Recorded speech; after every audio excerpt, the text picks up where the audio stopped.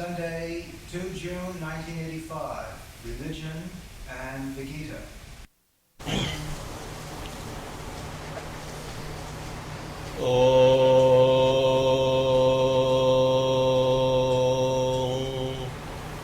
Viryoshi Virjamai Dehi Tejoshi Tejamai Dehi Sahoshi Sahamai Dehi Balamasi Balamai Dehi Ojoshi Ojamai Dehi Manurashi Manumai Dehi.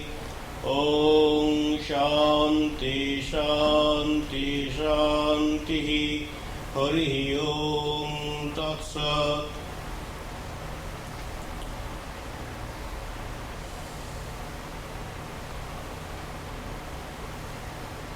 One indivisible, homogeneous mass of consciousness, reservoir of all excellences and beatitude, is deeply implanted within human heart. That is the source of strength, peace and wisdom. After having known that, after having been convinced about its presence within oneself, one can regulate one's life for one's fulfillment. Let us meditate on the divine splendor deeply encased in human tabernacle. Peace, peace, peace unto us all.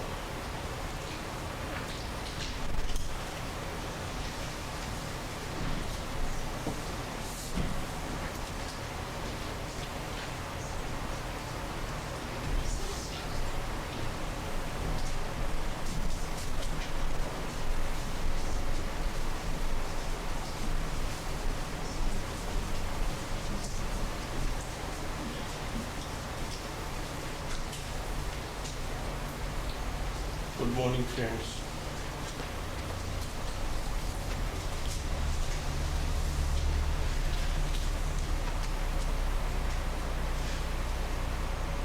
Swami Virajananda one time told that one should read only those books which are coming from the illumined souls. Illumined souls means spiritually experienced and matured souls, those who are enlightened by divine illumination. They go beyond the realm of matter. They experience within themselves the intuitive knowledge. So whatever comes through intuitive knowledge is far greater, far superior than the knowledge which we acquire through the senses. Because modern science also does not require the validity of sensory knowledge, because sense cheats us and creates confusion with us. It does not give us proper information. So Einstein, he discovered the theory of relativity. It is not with the help of his sensory organs, intellectual ability. It flashed in his mind. Intuitive experience. So there is deeper level within us. When that deeper level is touched through pure mind, then pure mind and pure intellect receives such flash, and that is the real knowledge which we cannot expect to receive in our working day world. So down the ages, you will find that illumined souls in all countries, in all ages,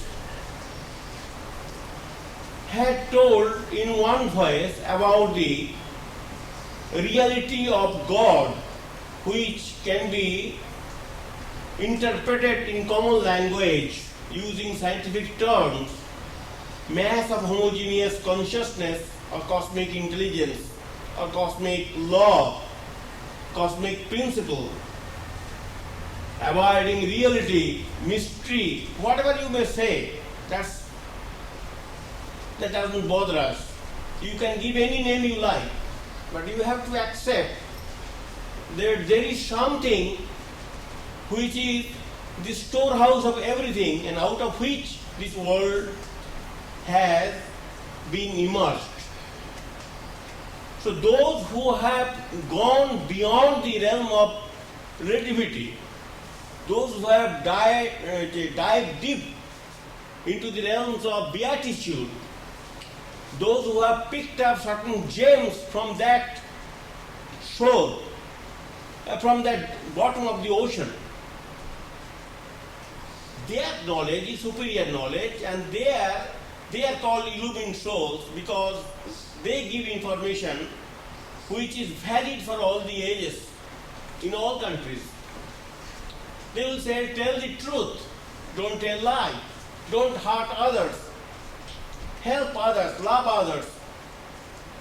These sermons or these religious disciplines are being followed everywhere, in every denomination, in every high culture. Nowhere you will find that these are denounced. So, we want to be happy in our life. Certainly we must enjoy our life. But if we do not know what life is, and if we are not aware of the ways and means which can be followed in having that sort of fulfillment, how we shall make use of our life. So we must have knowledge of life first of all. What is life? What is the source of life? And what are the aims and aspirations of life? And wherein the peace and strength resides. So if we analyze our own mind, if we analyze our human personality, if we try to understand it in depth, then to a certain extent we will have some good grounding about ourselves, and that will be helpful in leading good life. Otherwise, I do not know myself, I do not know in which way I can be happy, but I go on searching happiness here, there, everywhere, and then become unhappy. So that's why we have to learn these secrets. It is not that do by yourself, do it by yourself. That is not possible. So that's why we have to sit down under an illumined soul. If we do not get an illumined soul, certainly they are rare. The books are there which have not been written by them, which has come from that transcendental reality. That books which records that illumined experiences are very helpful for us. I am reading one particular passage of Swami Virajananda in Raj Yoga, where he says that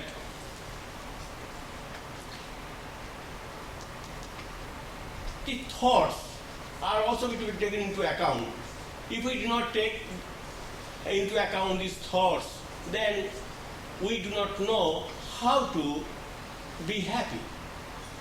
Because I don't want to organize my thoughts, I want to live my life. But then, does thoughts play any role in this scheme of human happiness? What is the purpose of these thoughts? Why thoughts should be regulated or disciplined? Because thoughts influences our action. And actions brings good and bad motives. So how it can be done? That's why Swamiji says that be careful about your thoughts, because your thoughts are very important. If they are good thoughts, they will influence your action. if they are bad thoughts, they will influence your action and you will be unhappy under the impulsion of those bad thoughts and ideas. Do you think everywhere we get this sort of guidance that we have to be conscious, careful about our own thoughts? We may see, well, I am behaving well, I am nice to everybody. Who is going to probe into my depth? Who is going to know what is the thoughts which are lurking behind my mind? I can hoodwink everybody. Why should I be careful about that? I am not going to be exposed. Nobody is going to see what thoughts are deposited in my heart. No, that's not the question. Your own thoughts, unknown to anybody, will register to your own life. So you must be careful of your thoughts. Thoughts are very important fact because thoughts influence our course of action. We are all child of thoughts. And the house, how it is constructed. First of all, engineers the blueprint. They draw the blueprint. Out of the blueprint, that architecture and all these things, people come to build a house. So unless the blueprint is there, there cannot be any house. So blueprint, what is blueprint? That is called our thought. Our thought is articulated in that blueprint, and according to that blueprint, the structure is erased. So in human life, we have got mind, we have got intellect, we have got flesh, we have got emotions, all taken together. We have to accept the value of human life. Not only mere the whims or aspirations or temptations or the desires. No, not that. Behind that, there is one indivisible power whom we popularly call God. That God's strength, that God's wisdom, in potential state it is there. Potentially it is there. It has to be manipulated, it has to be cultured, it has to be nurtured, it has to be manifested, it has to be unfolded by our actions, by our thoughts, by our lifestyle, and then it will be available to us to give us peace and security and harmony. So Swamiji said, every vicious thought will rebound. Every thought of hatred which you may have thought in a cave even is stored up and will one day come back to you with tremendous power in the form of some misery here. If you project hatred and jealousy, they will rebound on you with compound interest. No power can avert them. When once you have put them in motion, you will have to bear them. Remembering this will prevent you from doing wicked things. If we are careful about our own thoughts, then naturally we shall try to discipline ourselves. We cannot be indisciplined in the world of thought even.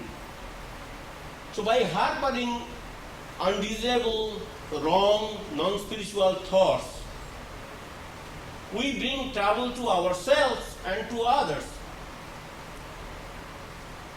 Now even Constitution writes the same thing, that where is war? Everybody is scared of war. Everybody is afraid of war. We are so depressed about the annihilation of the world, nuclear destructions. Fear has taken a hold on our life. We are afraid, grief-stricken, fear-stricken. So where from it comes? It is the unholy desire, non-spiritual desire, impulsive desire, desire to dominate, desire to rob and cheat, desire to conquer, desire to get sadistic satisfaction by torturing others, or desire to display our power, exhibit our power, to create an image of our own power. We want to start war. So even Constitution writes that war is in mind. If we could have thought, good thoughts, peaceful thoughts, harmonious thoughts, knowledge-agitating thoughts, then we could have been able to find a better home in this world. But due to the release of these hatred and jealousies, these domineering impulses, we are bringing war in this world. So if war has to be stopped, mind has to be organized, disciplined, it has to be filled up with a higher emotion. So you can see the relevance of disciplining our own impulses for the good of our own life. So we create trouble within ourselves.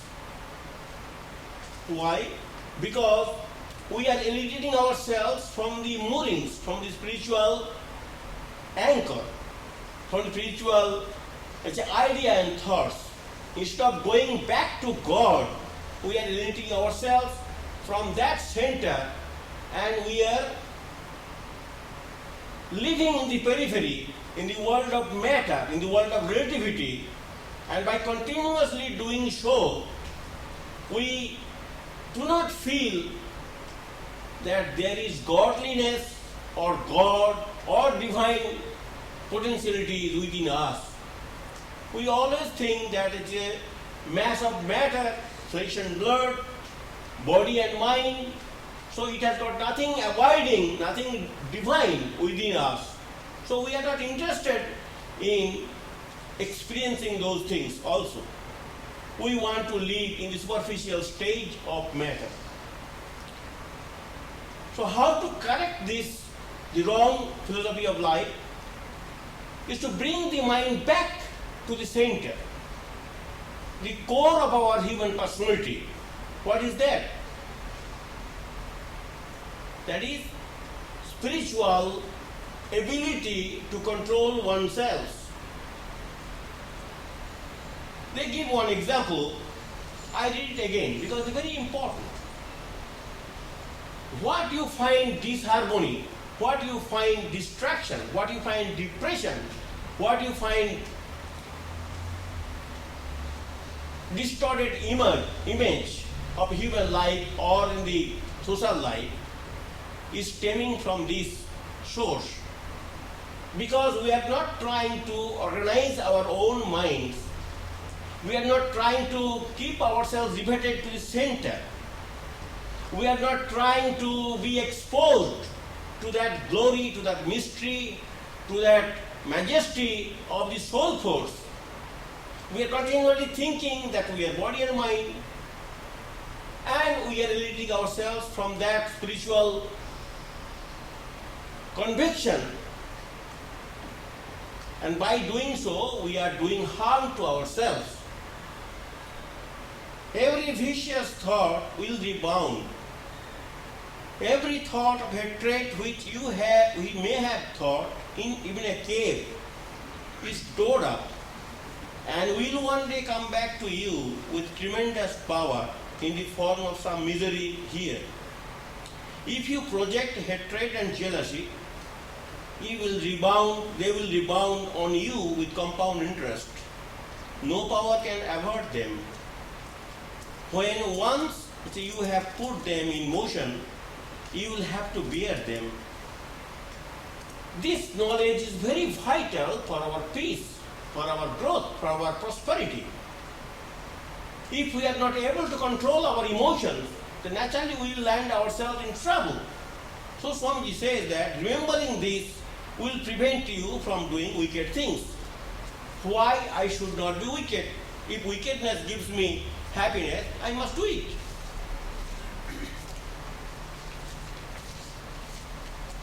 Now our subject is spiritual life in the Gita.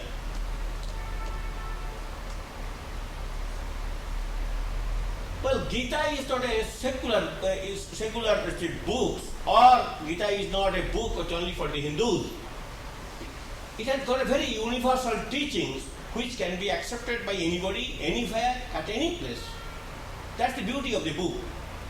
And the book gives you total idea, a comprehensive philosophy of human life, human society. That what is there? That everything that you find in this world, which is composed of matter, is coming from that spiritual source, which is called God. So God is the source of everything, and God controls everything. God directs everything, and God at the end dissolves everything, withdraws everything into it. By God, already I told you, God is not just personal God sitting somewhere. That does not make any sense. God is that principle. God is that entity. God is that power. It may be personal as well as impersonal. So having known that, it is proved by science. Science will not say there are two things are there. They will say only one thing. One thing appears as many. What is one thing they cannot pinpoint, but we say that it is omnipresent, omniscient and omnipotent. That omnipotent factor is here within you. You need not go anywhere. That's why it is nearer than your vein. And if you fall in love with that entity, then your life is bound to be glorified. Because that itself will enhance your prestige. And if you are able to tap the spiritual resources within yourself, then you will be able to make a better life, better living. So it has got universal teachings. And this universal teaching is helpful to all of us without accepting many things of the Gita. Not that you have to accept everything of the Gita. You don't want personal God. Gita extols the beauty of personal God. Forget about that. You take the impersonal God, or the impersonal entity or principle, which is source of everything, and try to direct your mind to that principle of impersonality. Well, it is a part of the Mahabharata, or Bishop Parva. Anyway, Sri Aurobindo says that, first of all, I tell you, that you may say how this sort of philosophical treatise can be available to us in a war field. A scholar can write it in his study or in her study, but in a war field, how these metaphysical truths can be delineated. You know the Marcus Aurelius, last Roman emperor, 180 AD, he died in the battlefield. He was a Stoic. Stoic philosopher means they want to control their emotion as much as possible. They practice that. And they make their mind very strong in order to suppress the emotions, and they bear the pains and aches of human life with Stoic attitude. The very stubborn mind they possess. They try to ignore as much as possible the sufferings of human life. So he, being a Stoic philosopher, he also cultivated that sort of attitude. And he was a good man. As a man, he was a good man. Definitely. His meditations is very famous. He was so absorbed with the higher thoughts, with transcendental thoughts or spiritual thoughts. Although he was emperor, still everything was not deprived of his spiritual beatitude, and everything could not take away, snatch away. He used to give a good deal of time in thinking about God, about metaphysics, about transcendental realities. Although he was an emperor engaged in war and all these things. You will be surprised to know, in the final war, in the year 180 AD, where he died, Before that work, 3 days he was having intellectual discussion with the scholars of his court. How a man, before an impending danger, can keep himself absorbed in the thought of higher metaphysical truths? You have to think about that. It is historical fact. So if that is possible for an individual, like an emperor, why it is not possible for an illumined soul?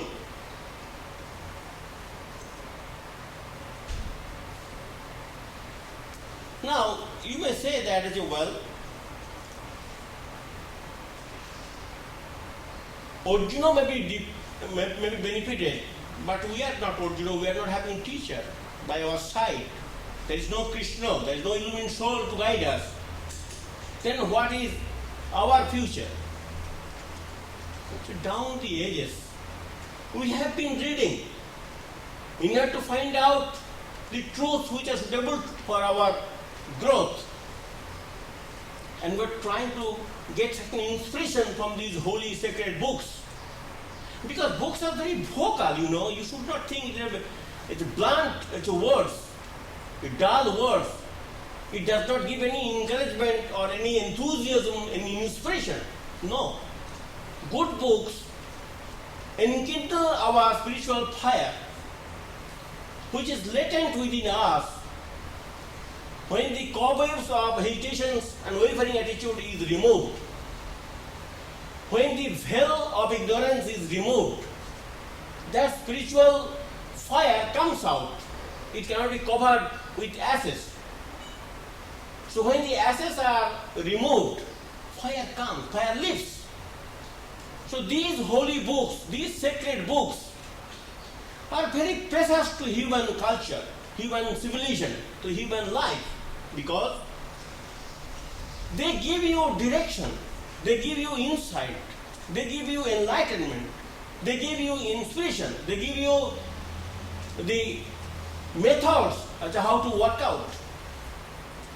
They are not dead books, dead words, junks. They're full of life. Like a life well. If you touch, you will be electrocuted. Even in our days, Ramakrishna, he did not know beyond French. English book was translated to him by his sister. In that way he came in contact with Ramakrishna Vivekananda philosophy or other philosophies also.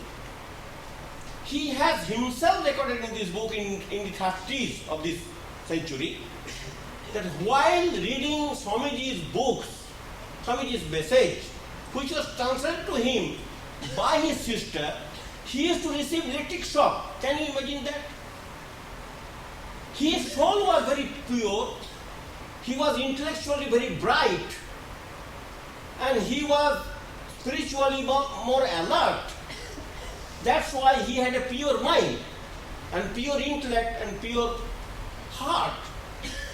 So it was possible for him to feel like that, to have that experience. So if proper person comes in touch with these thoughts and ideas, they will get this sort of spark, this sort of experience, this sort of joy.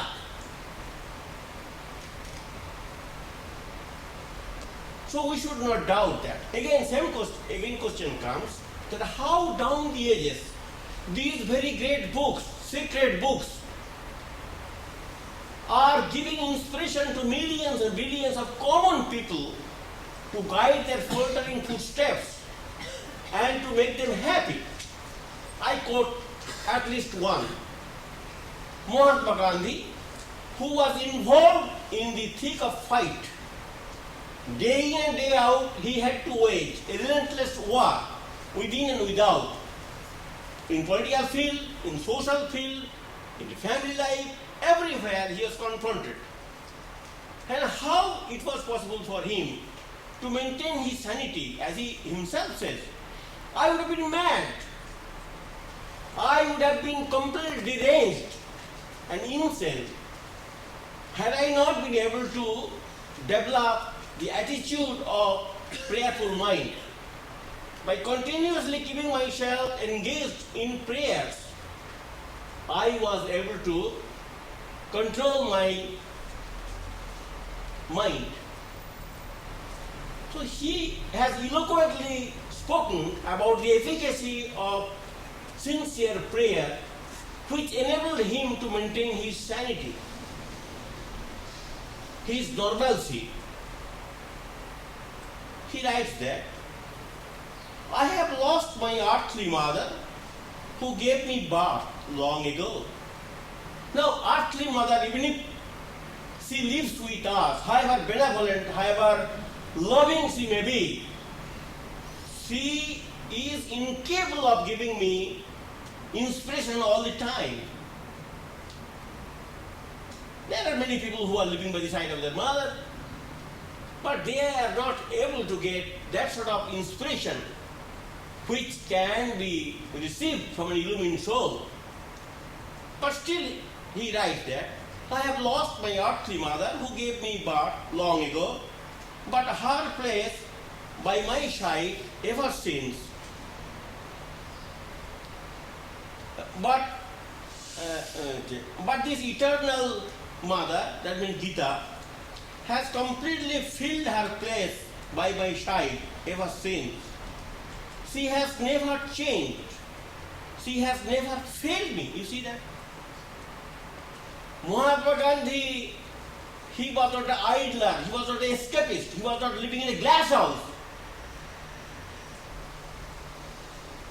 He was thickly involved with the problems within and without. He had to fight a great war against everybody, against his own impulsive thoughts and ideas. This man was able to achieve some quantum of success because of his faith in this great book. And he writes it. It is his writing. She has never changed. She has never failed me. When I am in difficulty or distress, I seek refuge in her bosom.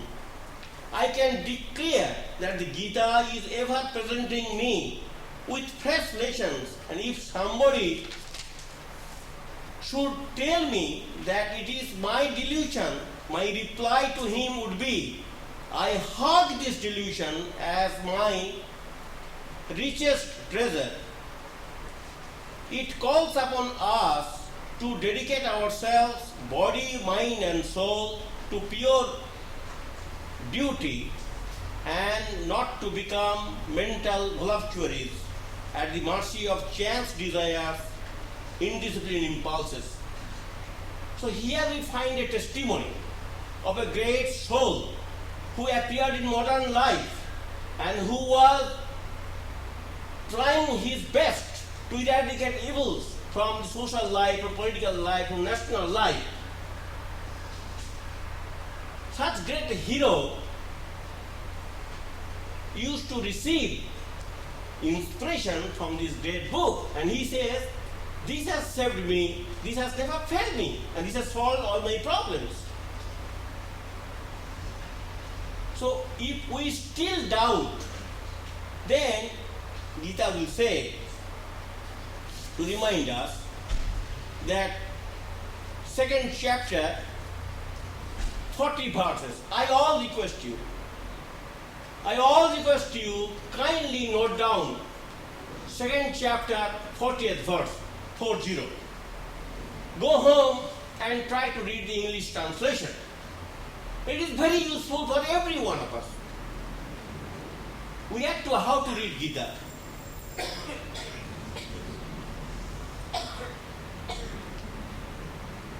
Now,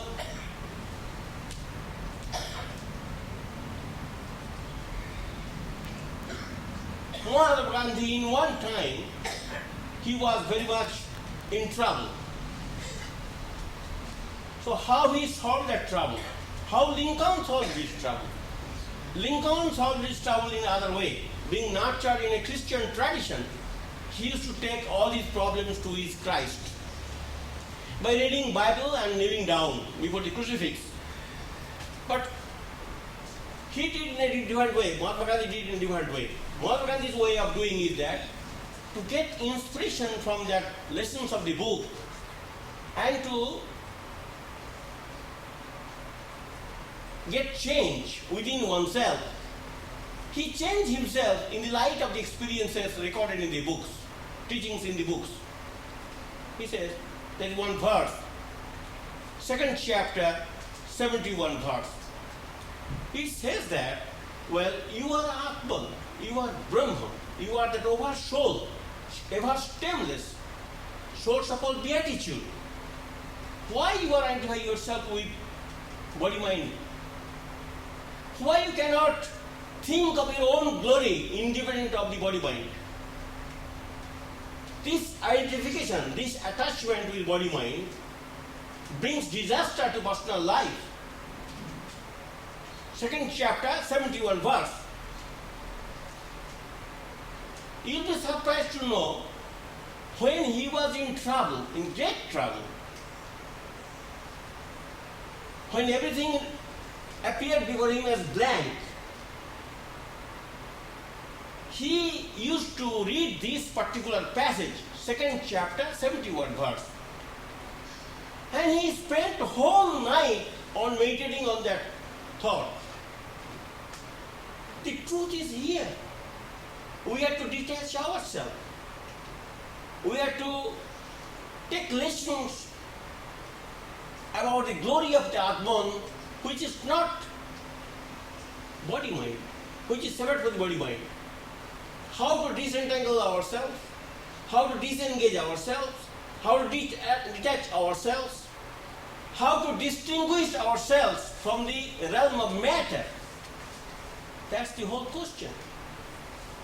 Even if we know we may not be able to do that, but we have to practice it. At least we can ignore, after all, I am not going to suffer. It is my addiction, my attachment, my intoxication, which is responsible for the suffering. So I should tutor my mind in such a way as to give up as much as possible.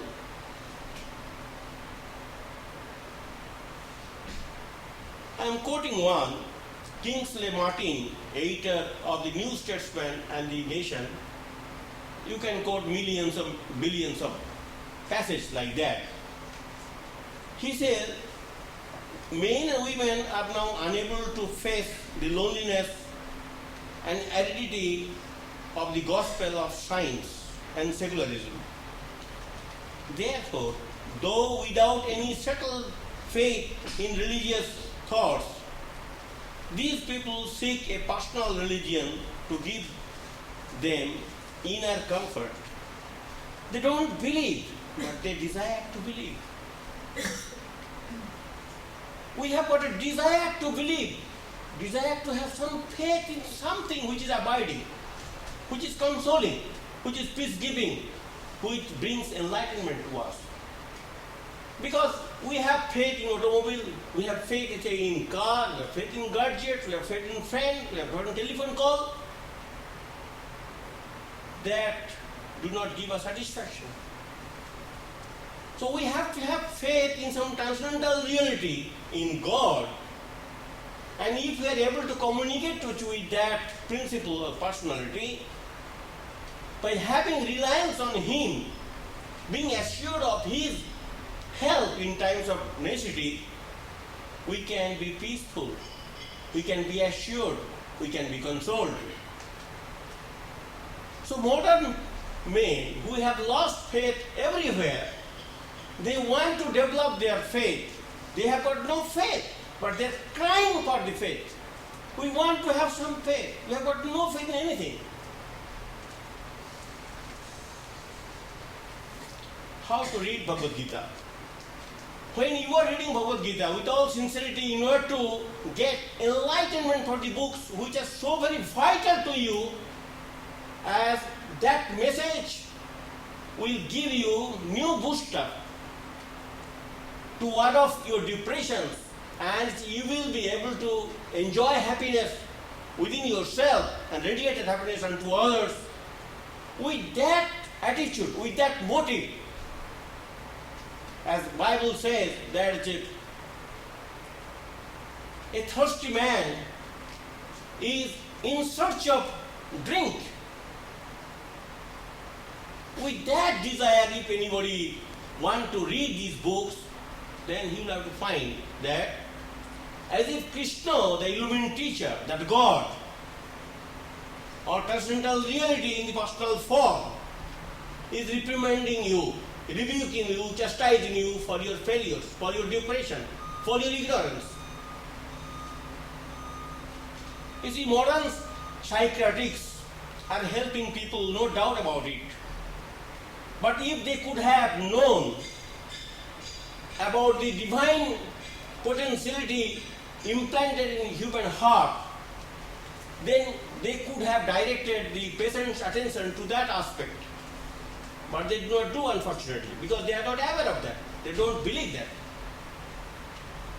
So due to lack of knowledge, due to their ignorance, they ask the patients, well, make your ego strong.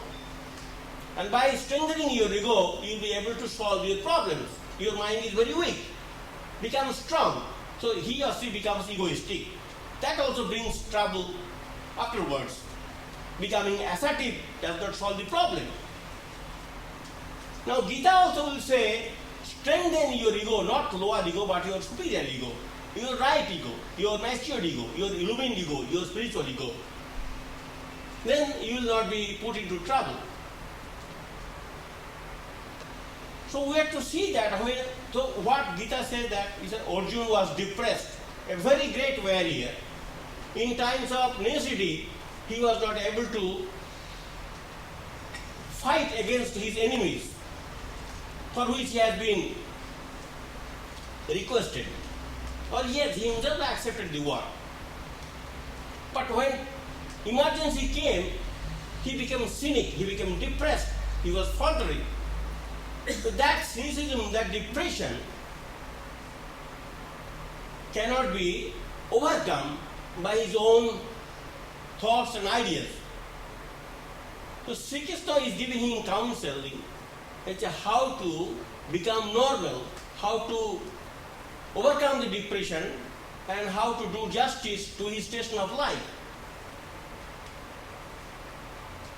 Be very careful.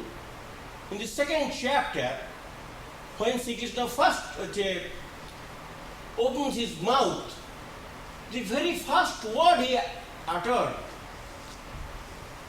is like a shock therapy. He says, what? Why are you behaving like a coward? We don't expect this sort of cowardice behavior from a hero like you. It's the first word. He is addressing to his most beloved friend who has proved his mettle in the war field. He has achieved many laurels many times. He is a seasoned soldier.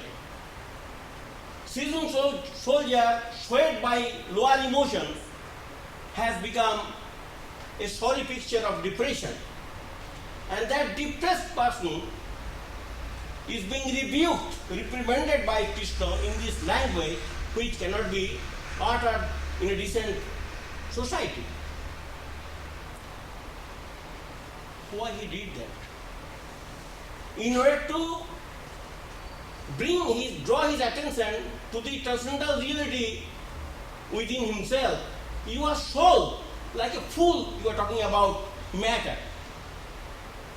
Why you are waiting for the loss of the matters?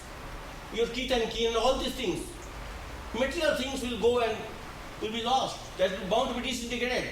Cannot be kept alive, cannot be kept intact. But soul never loses its glamour, its prestige. It remains ever unstained. Because soul is non-compound, is single. Everything compounds will be disintegrated in course of time. Why you are worrying about that? So he was whipping him right and left. He was reprimanding him, chastising him, scolding him, using very derogatory remarks to a great soldier, to his great friend, in order to arouse that sleeping, dormant divine potentialities within him. These are the shock therapies he used. You read the second chapter, from 11th verse up to 30, 34, or the whole chapter you can say, is only about that Atman or Brahman or the oversoul or your glorious self or your higher self or whatever you may say that about that reality. He was not talking about anything. Your psychiatrist will tell you all these things, that you have got depression because you are identifying yourself with body-mind complex. You should detach yourself from this sort of wrong thinking and try to think as much as possible about your own glory in pinpointing your attention to the transcendental reality within you. Nobody will say like that. Otherwise they would not have committed suicide. Highest suicides are committed by the psychiatrists. I read in a book in 15 years before, 25 years before in India about the American psychiatrists. So when you have to read Gita, you have to think in this way that Krishna is standing before me and reprimanding me with these words. It is not a novel you take in a bus or in a subway. You are bent upon taking advice from this great book, getting inspiration from this book. You are trying to find out a path which can help you to get out of this rut. With that desperate longing, when you read this book, you are sure to get nuggets of gold contained in that sacred lore.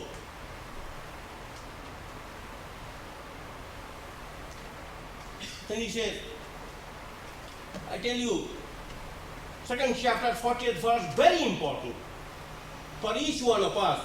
He says, if you have got no faith in anything, and if you always develop this sort of wavering attitude, and you rather feed that attitude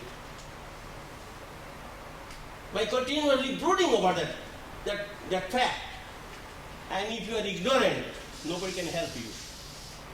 If you want to help yourself, then you have to come out of your darkness. You have to be alert in receiving knowledge from the people who are capable of giving that knowledge. You will stay in ignorant state, at the same time you want to enjoy happiness. You will stay in water, at the same time say, I should not catch cold. That doesn't make any sense. You have to come out of the water. Make yourself dry.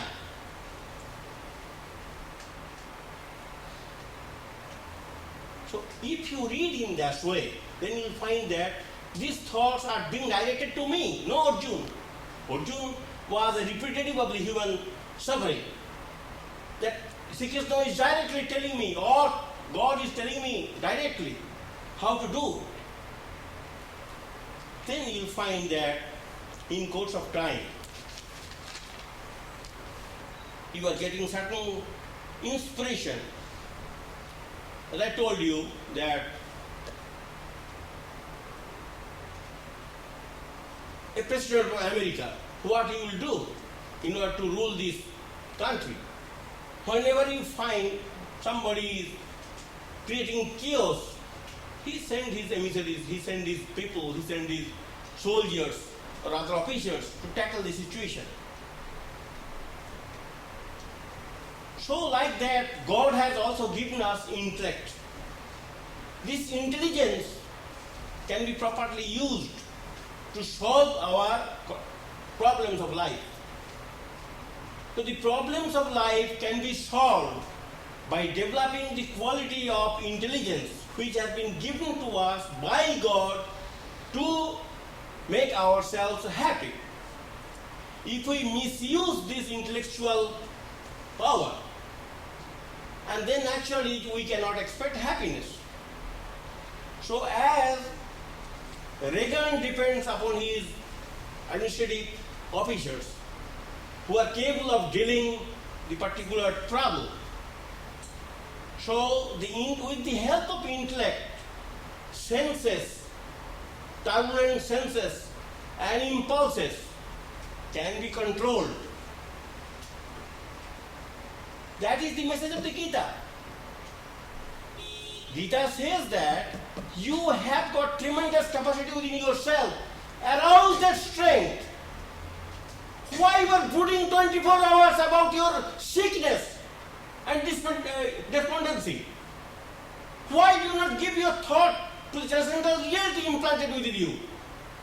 The whole second chapter is devoted to highlight that exposition. You read Bhagavad Gita. If you want to be benefited by such great books, the books which have saved millions and millions of people down the ages, the book holds a beautiful picture of your own glorious self. Take advantage of that situation. You read at the same time, you say, what nonsense, and I'm brooding. Throw the books, walk out.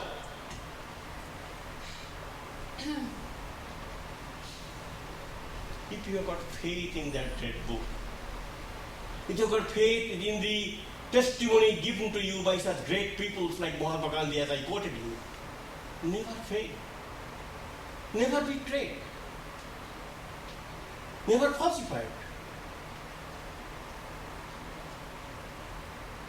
And how these sort of people got inspiration from these books and control their lower emotions and saw light.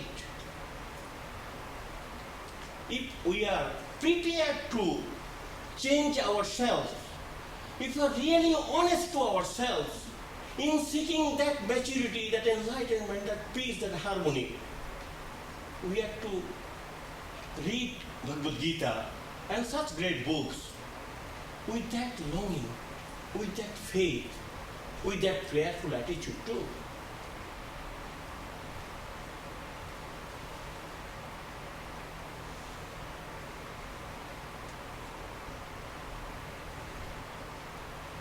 Then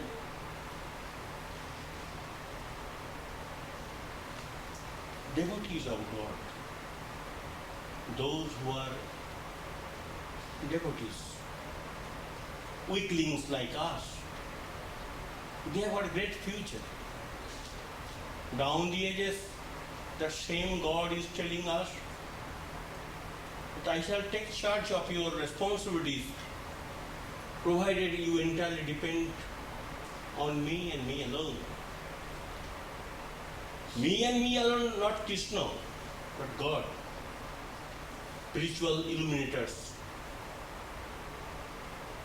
So by cultivating the dependence on Him, by cultivating reliance on Him, by trying to develop intimate rapport with Him, by trying to develop loving contact with Him, by smothering our egos, we are helped by ourselves by not becoming egoistic first, by cultivating that intimate loving contact with our transcendental reality called God, we help ourselves. We become whole, we become harmonious, we become integrated, we become peaceful.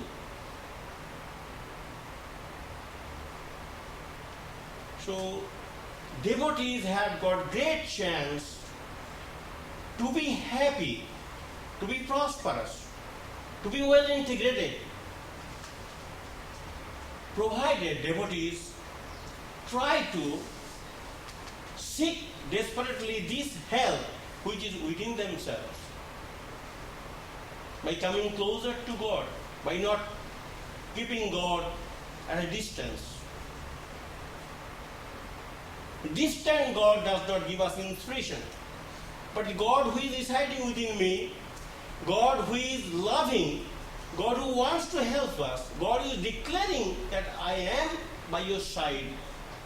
If you give up your egoistic attitude, if you surrender yourself unto me, and if you declare yourself helpless, you are not able to stand the strain of this life, come unto me, I shall give you rest. Those who are heavy laden, if you desperately seek this help, I will be giving. This is my promise, this is my assurances. there is a great possibility of enjoying happiness within this life by cultivating this surrendering attitude. Before that, loving and living God, who is nearer than the arteries, nearer than the blood cells, which is within me. So in a nutshell, Gita is a great book that Aldous Huxley has remarked. Swami Prabhupada History wrote that book. The book is here. Mental publications. There Aldous Huxley's forward is there. The universal teachings hardly found out in any other Christians. You may be Jewish, you may be Christian, you may be Methodist, you may be Islam, devotee of Islam. You can get inspiration from the universal teachings. That is nothing narrow. These ethical principles, the moral principles, the spiritual ideas and thoughts, to a certain extent understood by us, and we try to follow the teachings with all sincerity, as if a man remaining in darkness trying to find light. With that longing, with that desperate attitude, with that great interest, if we read, truth will be revealed. And if we read just for reading's sake, well, it's a routine. Hardly it will give us any inspiration. We are searching these books because I am in that necessity of having certain guidance. The guidance is here. It has provided guidance to millions and billions of people, and it will do, because it represents that spiritual reality which articulated these sort of injunctions contained in the books. It is not written by any human being. It is God's words. That's why book is sacred. Ramakrishna says, if you have nothing to do, at least read the few verses of Gita. And Swami Krishna in one word says, that is very difficult for us, but still I should say, nothing is easy. To have a fine home and to live in this world is also not easy. So Swami Krishna says, don't travel in the ego. Try to control your egoistic attitude and sentiment. You will be happy and peaceful.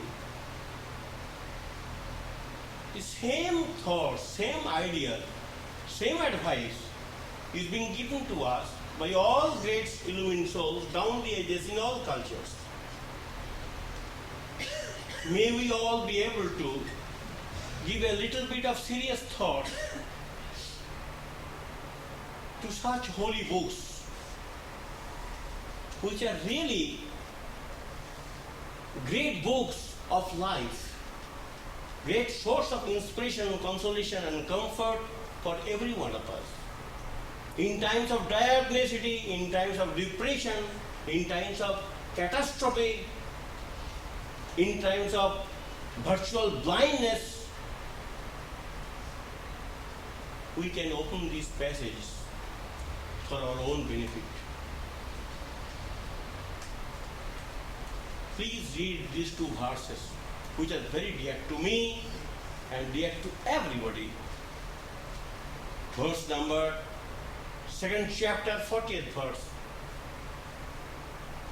and 2nd chapter, 71 verse. Every verse is important, but still there are some verses which should be read and reread, and we should try to meditate on that. This illusoriness of the nature, illusoriness of the body-mind complex can be controlled by developing that convincing faith in the transcendental reality within ourselves that is separate from the body. All troubles are coming from the ego. The moment ego is controlled to a certain extent at least, we enjoy happiness. The false philosophy, wrong training that has rendered us in trouble. May we all be able to overcome the difficulties